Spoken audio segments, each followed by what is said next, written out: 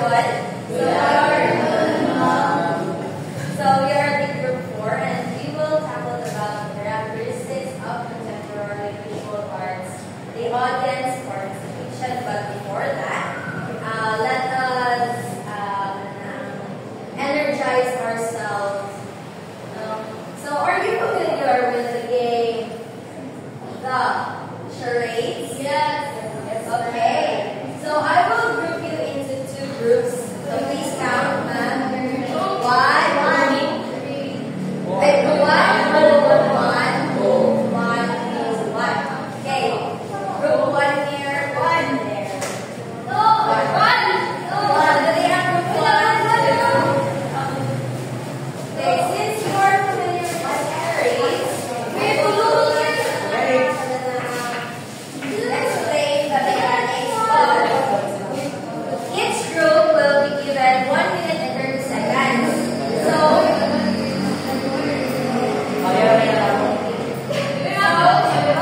here is the pumulot of words. Nice sentence, naboy, so nanadali sa ato na ni hard, normal, easy. So, you will choose one representative to here.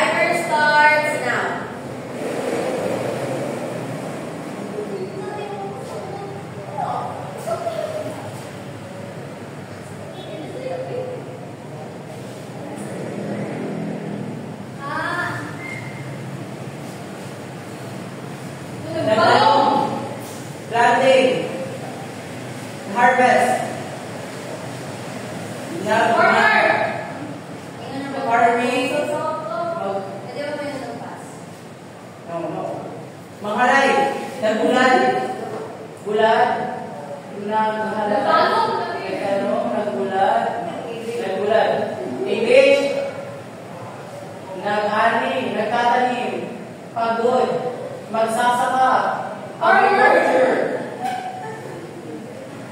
Pass!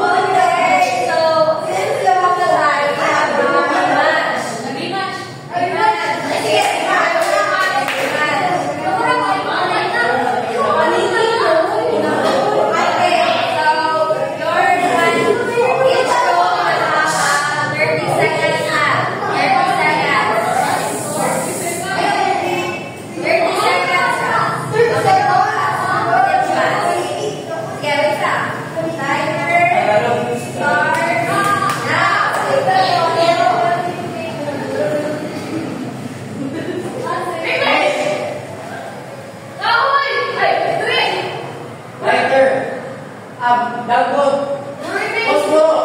Phosphor lighter. Candle lighter.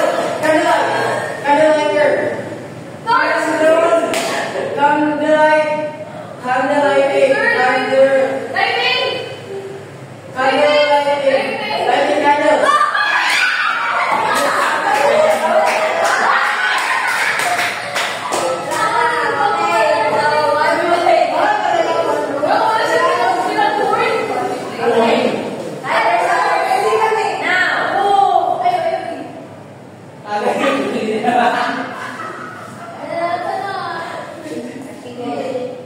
Whole world.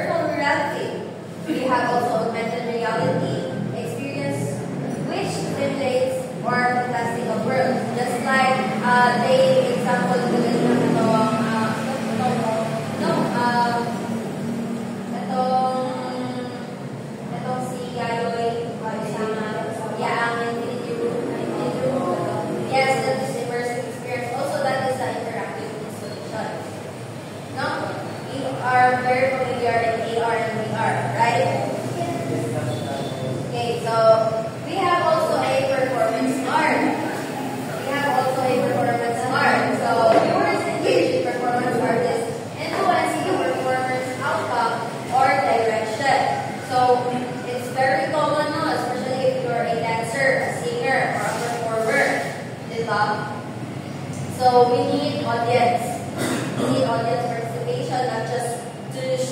but to participate.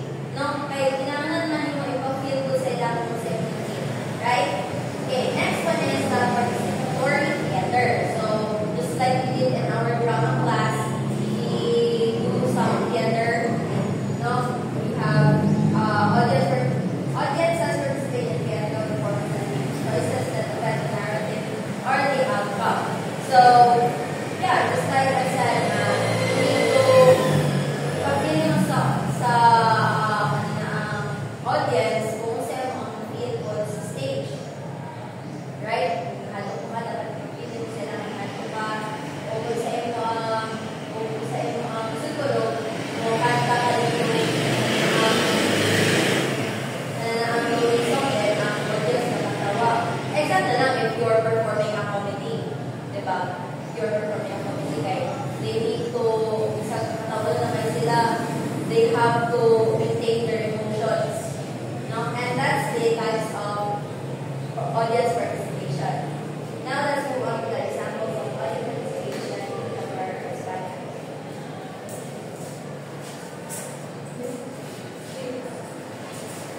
So, first is Marsden Owner's Decision. This type of audience is an interactive installation that allows viewers to influence the artwork's behavior. So, paraan ng art exhibit, di ba? Di ba pag may art exhibit is, ang mga tao is, ma-encourage sila magtago para kuan. Kani siya is, parang may exhibit, ayun, kuan, ang mga tao is, parang, di ba pag exhibit is, ma-encourage mo din ang mga tao na kuan ha. So, pamahagyan na kuan is,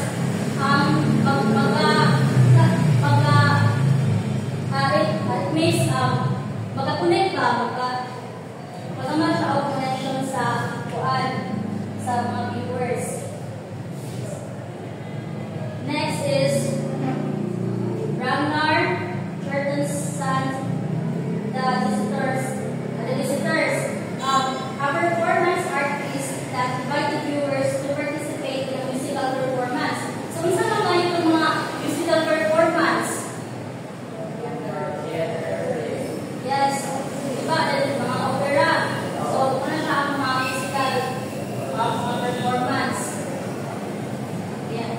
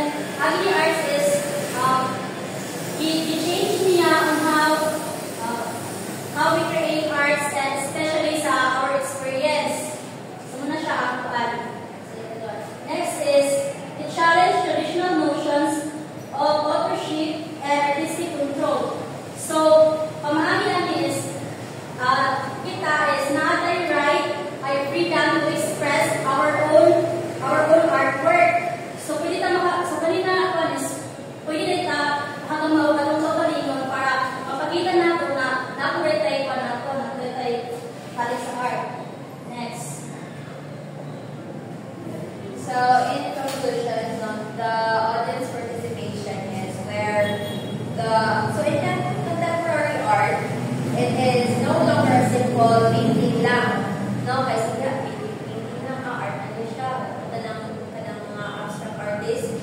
No? Pero more, it is, more, hindi ko siya simple sculpture lang. So, contemporary art is more on na ang mga participate daw sa audience. Maka-attract siya sa audience. No? Not just lang, katulad ako sa mihagi, di ba? Naka-research yung mga baka na hindi namin ito ang artist lang mo kung artist ka, ikaw lang mo makarelate. No. Ang contemporary art is maka-interact siya sa audience. That's all. Okay, so, are you ready na group 1 for their questions? Questions. No. You can ask how many questions? 5. Wow. Please go ahead. Yes. Let's, you ask. And they're about. I don't know.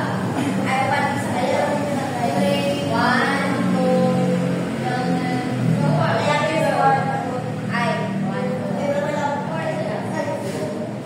sige, okay. You ask questions. Group 1. Puro pamilya kasi gusto niyo answer. Sige sila tanan. Hindi Okay. So their topic is all about audience participation in contemporary art. Why in contemporary art did audience participation and how it impact to the artist and to the art and to the whole art?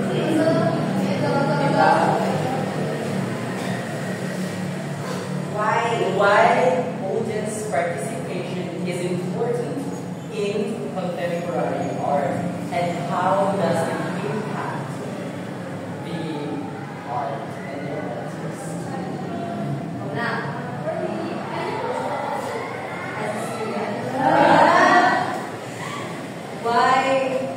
Why is it important for the audience to participate? It is in contemporary.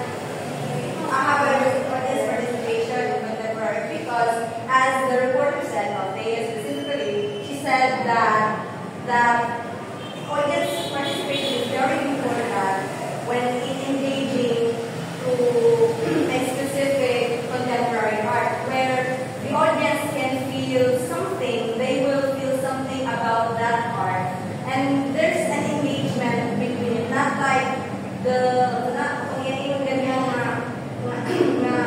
like sa una paint is just an ordinary paint, but sa niya karon sa contemporary art, there's a connection. The art itself will create something, will create a connection with the audience, and how does it impact sa artist? By creating a connection, by creating a connection to art. It is very it will make the audience wonder why very accommodating ang isa ka art.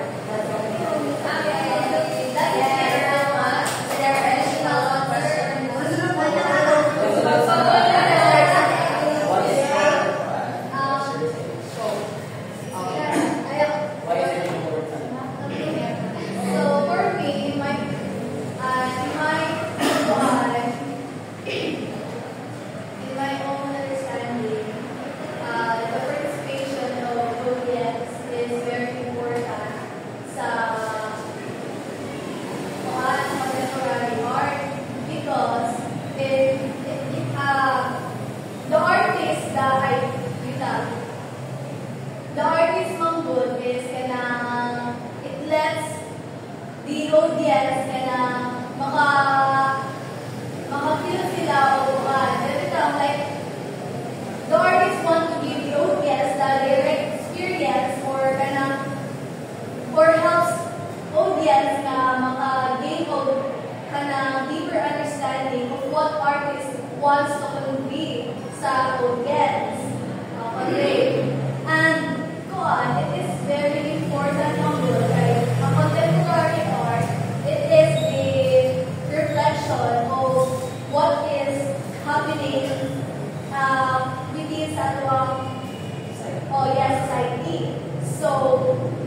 in that sense, ang artist, they need to give the audience the access to participate in their art para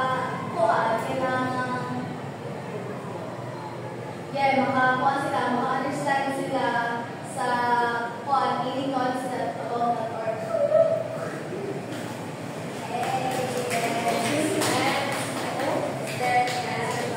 Okay, so speaking of contemporary visual art,